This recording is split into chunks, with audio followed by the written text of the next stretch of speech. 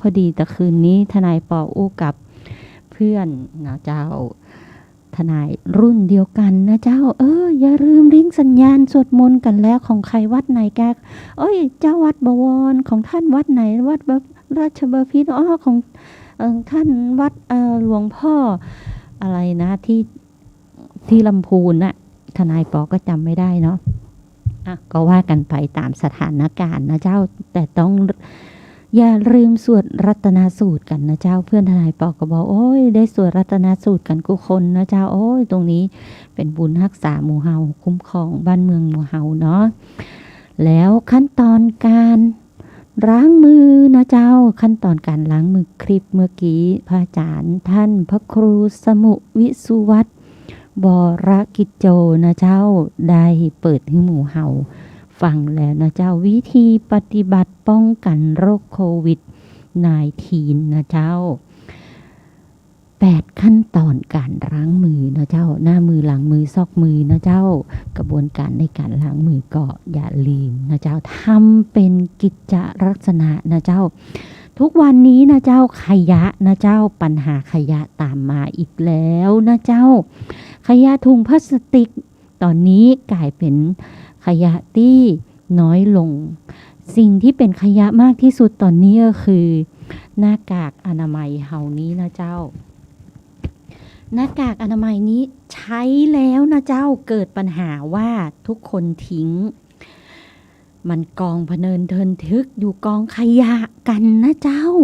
เพราะฉะนั้นช่วยกันดูแลนะเจ้าเอามาทำอย่างดีนะเจ้าจะบ่ฮื้อมันเป็นขยะที่ล้นโล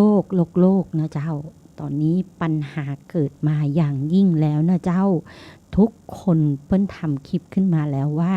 หน้ากากอนามัยกลายเป็นปัญหาขยะที่จะต้องตามทำลายเป็นอันดับหนึ่งรองมาจากพลาสติกนะเจ้า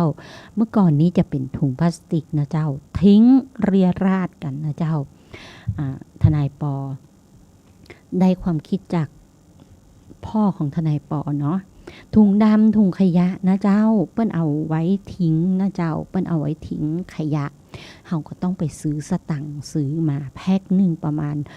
เดี๋ยวนี้ถุงขยะแบบที่ถูกๆนะเจ้าแพ็คหนึ่ง80แพ็คหนึ่ง100 กว่าบาทถุงแซวเฮานี้นะเจ้าเอามาจากที่เฮาพ่อการแม่กาเปิ้นใส่อาหารให้เฮาเนาะหรือใส่ของให้เฮาเอากลับมาเฮาก็มาประหยัดลงไปได้เลยนะเจ้า80 กว่าบาท100 กว่าบาทเอามาใส่ขยะเจ้าขยะที่มันบ่อุจจาตาก็ลดจำนวนการใช้ถุงดำลงไปนิดนึงตรงนี้นะเจ้ามันก็จะได้ประหยัดเศรษฐกิจค่าของชีพในครัวเรือนนะเจ้าก็ว่ากันไปนะเจ้าทนายปอใฝ่ฝันมากเลยนะเจ้าใฝ่ฝันว่าจะได้อยู่สวนเผอิญได้ตีสวนมาน้อยหนึ่งแกแบบกระแบะมือเดียวนะเจ้าก็อยากไปอยู่เหลือเกินอยากจะไปปักหัวอยากไปทำกระต๊อบนะเจ้าตูบน้อยหิมห้างนาห้างโต่งประมาณนั้นแต่ว่าเป็นไปบ่ได้ละเจ้าที่รักสุดที่รักของทนายปอเปิ้นบ่ยอมนะเจ้าเปิ้นติดเฮือนนะเจ้าติดเฮือนติดหานก็ว่ากันไปทนายปอก็ด้วยความรักท่านต้องการอย่างอยู่ได้เจ้าด้วยความรักตรงนี้นะเจ้าเพราะว่าเขาเกิดมาได้ก็เพราะท่านนะเจ้าวันแม่ที่ผ่านมาทนายปอยังไม่ได้กราบท่านเลยเป็นปีแรกนะเจ้าก็ปีนี้จะต้องกราบถ้าไม่ได้อยู่ใกล้อยู่ไกลก็จะส่งกราบมากราบแต่ว่าปีนี้ไม่ได้กราบท่านแต่ว่านะเจ้ากราบทุกวันเลยนะเจ้าก่อนนอนจัดอาหารนะเจ้าจัดอาหารผักลวกผลไม้อาหารการกินจัดวางไว้ให้ท่านแปลกเนาะเป็นวันที่แปลกมากเลยปกติทนายพอจะทำพร้อมสับไว้ให้ท่านนะเจ้าแต่ครั้งนี้ทนายปอไม่ได้ทำไว้ให้พร้อมสับเหมือนกวนที่ทำฮือก็งงอยู่นะเจ้าพออย่างหรือว่าเทวดาตนในของใครเป็นมาต้องการให้ทนายปอทำเนาะทีนี้ก็ว่ากันไปนะเจ้าในสถานการณ์โควิดนี้ต้องมีสติอย่างมากเลยนะเจ้าถึงจะมีสตังค์นะเจ้าเพราะว่า การค้าทุกอย่างลดน้อยลงเมื่อลดน้อยลงมันก็จะต้องมีสงครามการค้าเศรษฐกิจชิงนะเจ้าชิงคนชิงเงินนะเจ้าชิงความชิงสปะชิงนะเจ้าแต่อย่าใช้กำลังประทุษร้ายเพื่อให้ได้ทรัพย์ผู้อื่นมาเป็นการใช้กำลังประทุษร้ายที่ผิดกฎหมายนะเจ้าตรงนี้ชิงอย่างดีๆอย่าให้เกิดเหตุการณ์โมหะโทสะขึ้นมาเมื่อโมหะโทสะเกิดขึ้นนะเจ้าสมเด็จนะเจ้าองค์สมเด็จน้อมรำลึกถึงองค์สมเด็จสังฆราชนะเจ้าองค์ที่19ท่านได้น้อมนำธรรมะเพื่อดูแลหมู่เฮานะเจ้าว่าวิธีการควบคุมโมหะโทสะได้นี้จะต้องใช้วิธีเอาหลักธรรมนะเจ้าเอาหลักธรรมเอาหลักทางพระพุทธศาสนาเข้ามากำกับจิตนะเจ้าเพื่อที่จะได้ไม่ขาดสติแล้วก็จะมีสตังค์นะเจ้า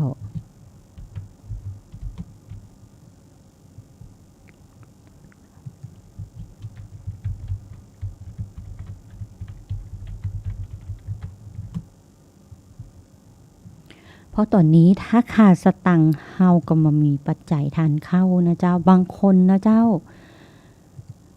บางคนทำงานเงินเดือนก็มีปัจจัยนะเจ้า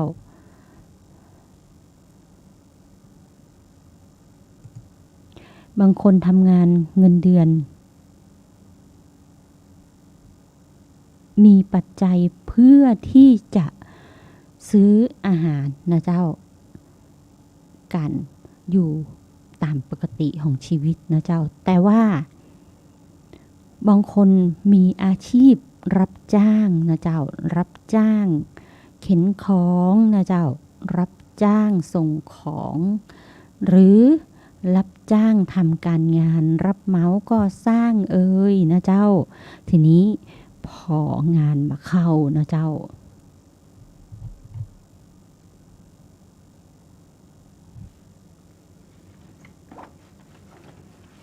เดี๋ยวสุมาเตอร์เจ้า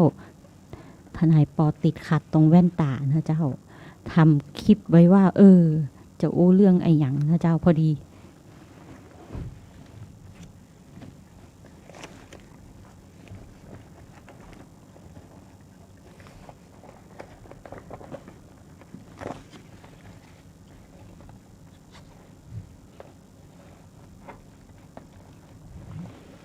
ทนายปอติดขัดซะแล้วตรงนี้ย่าจะได้ดีสติการควบคุมสตินะเจ้า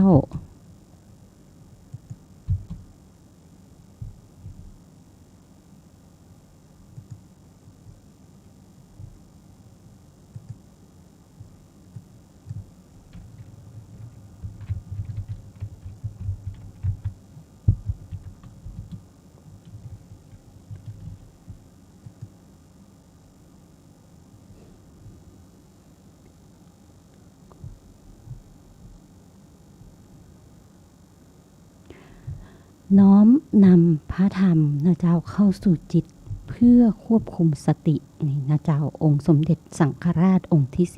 19เปิ้นก็ได้ฮื้อธรรมะข้อนี้กับหมู่เฮานะเจ้า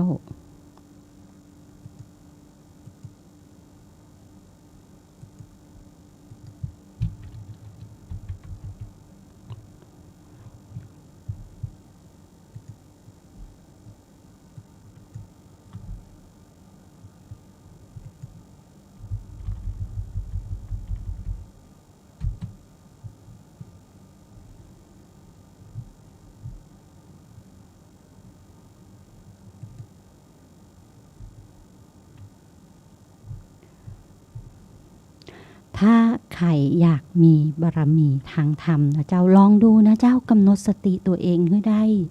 โดยเอาหลักธรรมของพระพุทธศาสนาน้อมนำเข้าสู่จิตใจนะเจ้าบอกว่าชีวิตจะเกิดอย่างขึ้นนะเจ้าธรรมะจะช่วยให้เรามีสติและปัญญานะเจ้าเป็นการบำบัดความทุกข์ทุกเมื่อเพื่อให้สมกับที่ อยู่ใน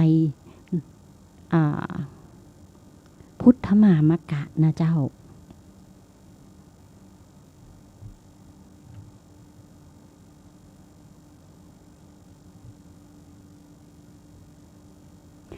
ก็คือ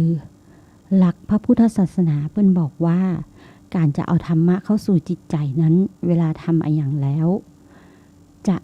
มีสิ่งหนึ่งสิ่งใดเข้ามาช่วยเตือนเฮานะเจ้าว่าอย่าทำนะเจ้าเมื่อมาทำแล้วคุณก็จะบตกสู่อบายภูมิในเรื่องนั้นๆนะเจ้า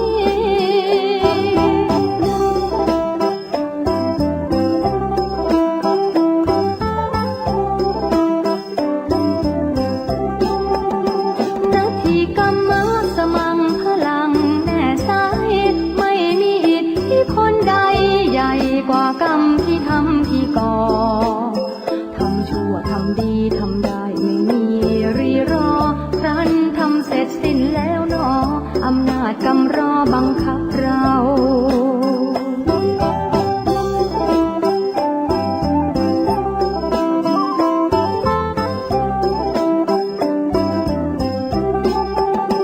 สร้างกรรมชั่วไม่หวั่นกลัวผลกรรม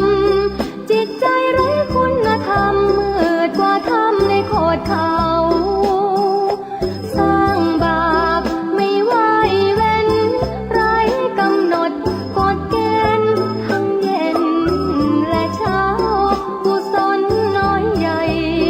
ไม่สารวนหัวใจชืดมืดมนก่ออกุศลหนักเบาจิตตกต่ำถลำลงเต็มที่ว่าบุญบาปไม่มีแม้เพียงแค่เงากรรมยังไม่มาส่งผลก็หลงตนทำแล้วทำเล่าพอหมดบุญเก่าก็ถึงคราวเป็นไป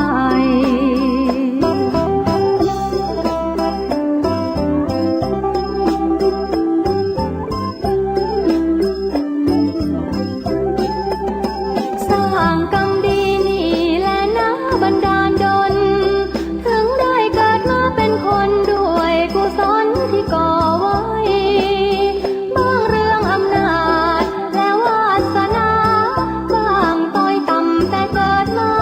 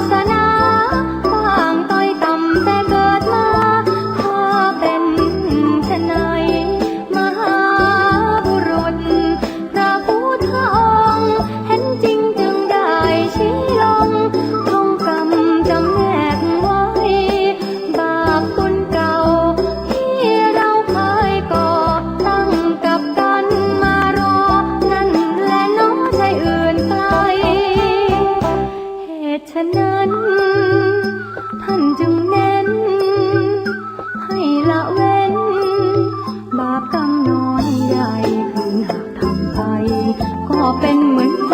เผาตัว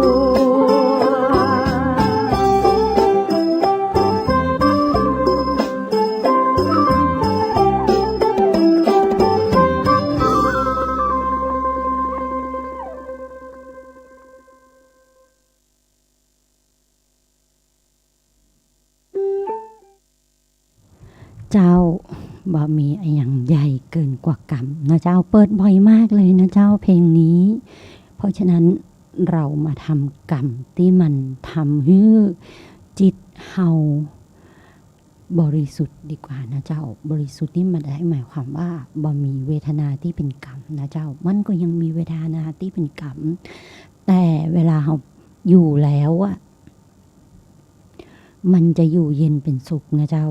เปิ้ลบอกว่าวันจะโลกาวินาศหรือว่าวันที่เกิดอะไรอย่างขึ้นก็ตามท่านก็อยู่เย็นเป็นสุขยังเกิดเหตุโรคร้ายนะเจ้าโควิดทั้งหลายนะเจ้าท่านก็จะอยู่เย็นเป็นสุขบ่มีใครมาทำให้ท่านร้อนรนในชีวิตประจำวันได้นะเจ้าถ้าตั้งจิตพิจารณาธรรมองค์สมเด็จสังฆราชเปิ้ลได้สอนไว้นะเจ้าว่าในการพิจารณาธรรมนั้นท่านฝึก จัดแสดงธรรมะเพื่ออบรมในการปฏิบัติอบรมจิตในเบื้องต้น ท่านได้แสดงธรรมะนะเจ้าอบรมจิตของทุกคนนะเจ้าในขณะที่ท่านยังมีดำรงชีวิตอยู่ดำรงธาตุขันธ์อยู่นะเจ้าตรงนั้นแต่น้อมรำลึกในเมตตาธรรมขององค์สมเด็จสังฆราชสกลสังฆปรินายกองค์ที่19นะเจ้าบารมีธรรมท่านก็ได้ปกห่มรักษาในรัชกาลที่9มาช้านานนะเจ้าแล้วปัจจุบันนี้ก็องค์สมเด็จสังฆราชองค์ที่20ก็ขึ้นมาแทนนะเจ้าท่านก็ยังปฏิบัตินะเจ้ายังมาปอตอนนี้ท่านสร้างสถานปฏิบัติธรรมนะเจ้าไขที่มีปัจจัยเหลือหรืออยู่เหลือกินเหลือใจนะเจ้ามีกินมีทานตามกำลังก็ถวายเป็นพุทธบูชาได้นะเจ้าที่วัดราชบพิตรท่านก็สำนักงานเลขาขององค์สมเด็จสังฆราชองค์ที่20นะเจ้าเปิ้นก็สร้างสถานปฏิบัติธรรมนะเจ้าเพื่อให้ประชาชนได้เข้าไปปฏิบัติกันตรงนี้แต่ช่วงนี้ยังไปปฏิบัติกันมาได้เตื้อนะเจ้าคนหนักมากเลยถ้าไปปฏิบัติก็ต้องสแวปกันก่อนตรวจน้องโค19กันก่อนนะเจ้าถ้าตรวจน้องโค19ได้แล้วก็โอเค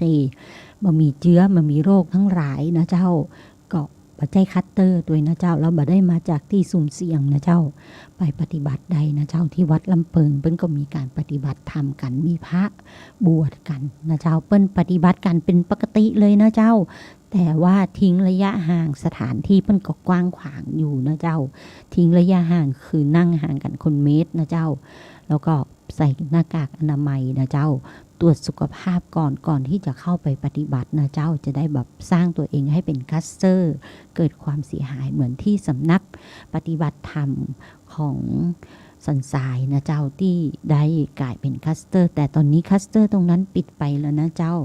ไม่ใช่คลัสเตอร์ปิดไปหมายถึงว่าคลัสเตอร์นั้นก็ได้รับการรักษาดูแลจนหายกันหมดทุกคนแล้วนะเจ้าก็ไม่มีใครติดเชื้อโควิด19-19ตรงนั้นแล้วองค์สมเด็จสังฆราชองค์ที่19นะเจ้าอันนี้ย่อมนี่น้อมนำเสียงของท่านมาเปิดให้หมู่เฮาฟังนะเจ้าที่ตั้งต้นอายตนะย่อมเป็นที่ตั้งต้นของขันธ์ขันธ์ก็คือร่างกายนะเจ้าธาตุขันธ์ซึ่งเป็นปัจจุบันธรรมและเป็นที่อาศัยเกิดแห่งอกุศลธรรม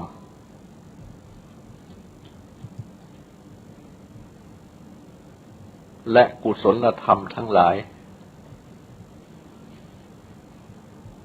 อีกด้วยเพราะฉะนั้นจึงเป็นเรื่องสำคัญที่ผู้ปฏิบัติธรรมเจ้าอายตนะก็คืออายตนะภายในอายตนะภายนอกนะเจ้ามีตาหูจมูกลิ้นกายใจนะเจ้าถ้าภายนอกก็เป็นรูปเสียงกลิ่นรสโผฏฐัพพะธรรมารมณ์ถ้าตาหูจมูกลิ้นกายใจมันคือรูปนะเจ้า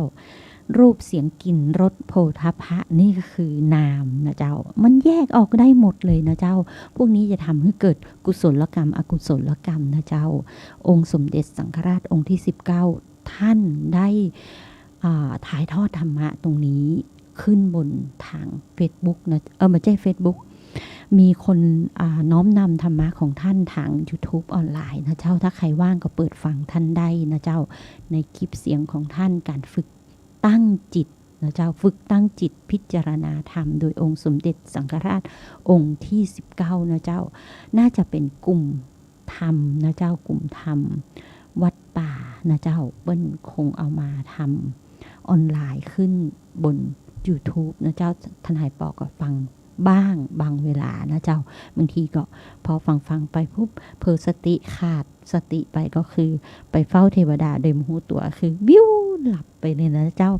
เปิ้ลฮ้องว่าจิตเข้าสู่ภวังค์นะเจ้าการหลับในสมาธิมันก็มีอย่างนึงนะคือจิตเข้าสู่ภวังค์นั่นเองนะเจ้า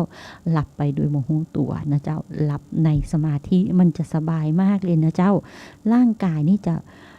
เวลาตื่นขึ้นมาแม้ว่าเราบ่ได้นอนเหยียดแขนขานะเจ้าเวลาตื่นจากสมาธินี่มันเบามันเดินเหมือนกับเราได้พักผ่อนเต็มที่นะเจ้าแม้ว่าเพียงแค่ครึ่งชั่วโมงหรือ1 ชั่วโมงถ้าใครอยากรู้นะเจ้าเรียนเชิญปฏิบัติธรรมเลยนะเจ้าวัดที่ปฏิบัติธรรมบ้านเฮามีหลายที่นะเจ้าถ้าใครอยากได้บรรยากาศก็ปูนนะเจ้าวัดพระธาตุสีจอมทองหรือดอยสะเก็ดนะเจ้าตานางเลนังนะเจ้าเปิ้นก็มีแต่ตานางเลนังนี่เป็นคอร์สเข้มข้นนะเจ้าถ้าไปนี่จะต้องจองคิวลงทะเบียนแล้วไปปฏิบัตินะเจ้ามาอันก็ไปสันทรายนะเจ้าสันทรายตอนนี้บัจเจคัสเตอร์แล้วนะเจ้าแล้วก็ที่วัดร่ำเปิงตะโปธารามนะเจ้าปลอดภัยระเบียบของน้องโควิดยังมีเหมือนเดิมนะเจ้าคำสั่งประกาศยังไม่ได้ยกเลิกเตือนในเรื่องของผับบาร์นะเจ้าในเรื่องของสถานบันเทิงที่สุ่มเสี่ยงนะเจ้าแล้วก็ในเรื่องของผู้เดินทางมาจากตากนะเจ้าสีแดงกรุงเทพสีแดงพื้นที่สีแดงทั้งหลายมาจริงใหม่ต้องรายงานตัวกับอสมนะเจ้าชนะนะเจ้าเข้ารายงานตัวกับชนะและสแวปนะเจ้าแต่ถ้าก่อนมาแล้วคุณสแวปมาแล้วยังมาปอนะเจ้าฉีดนะเจ้าฉีดวัคซีนแอสตราเซเนกาหรือชิโนฟาร์มหรืออะไรนะเจ้าที่มันแบบโอ้โหเจ้าหน้าที่ทุกคนคุณหมอเปิ้นเห็นแล้วโอเคผ่านนะเจ้าตรงนั้นก็ผ่านเข้ามาเมืองเชียงใหม่กันได้นะเจ้าแต่ว่าต้องรายงานตัวว่าได้ทำอย่างอี้แล้วเรียบร้อยตามกระบวนการนะเจ้าตรงนี้เอาว่ากันไปนะเจ้าวันนี้มาแน่ใจว่าไอเบียวเปิ้นจะฟังรายการของทนายปอก่อนนะเจ้าไอเบียวกลับตัวเชียงใหม่นะเจ้านักร้องวานิพกนะเจ้า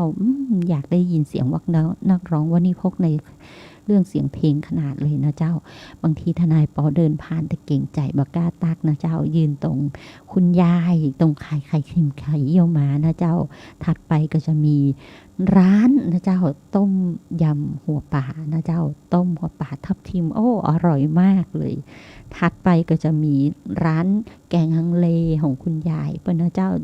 ทนายปอก็จำชื่อไปได้นะเจ้าไปแวะซื้อบ่อยๆนะเจ้ากลับอยู่เชียงใหม่นะเจ้าหลายร้านเลยนะเจ้าน้ำหนังของคนเมืองเชียงใหม่ก็จัดลำนะเจ้ายำน้ำหนังนะเจ้า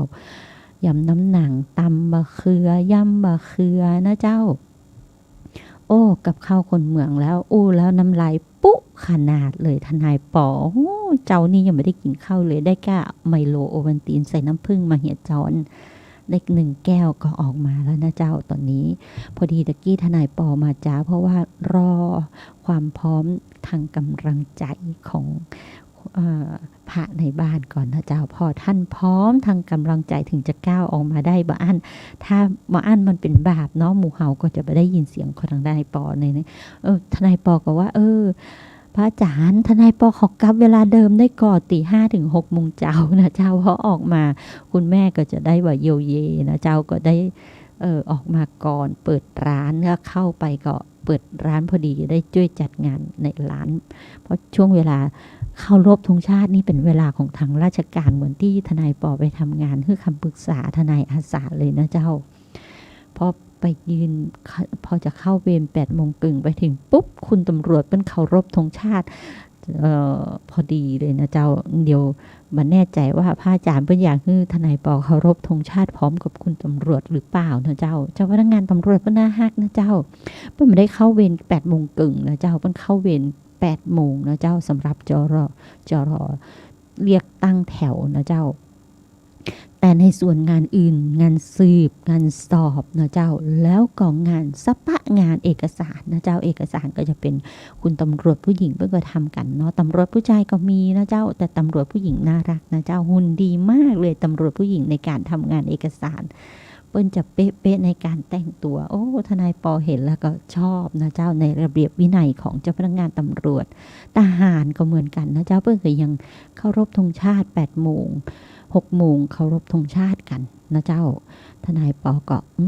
มีความรู้สึกว่าภูมิใจในธงไตรรงค์ของบ้านเฮาหมดเวลาสำหรับทนายปอแล้วหมู่เฮาต้องเคารพธงชาติกันนะเจ้านั่นคือวัฒนธรรมของคนไทยนะเจ้าเฮาไปเคารพธงชาติกันและเสาร์หน้าพบปะกันใหม่นะเจ้า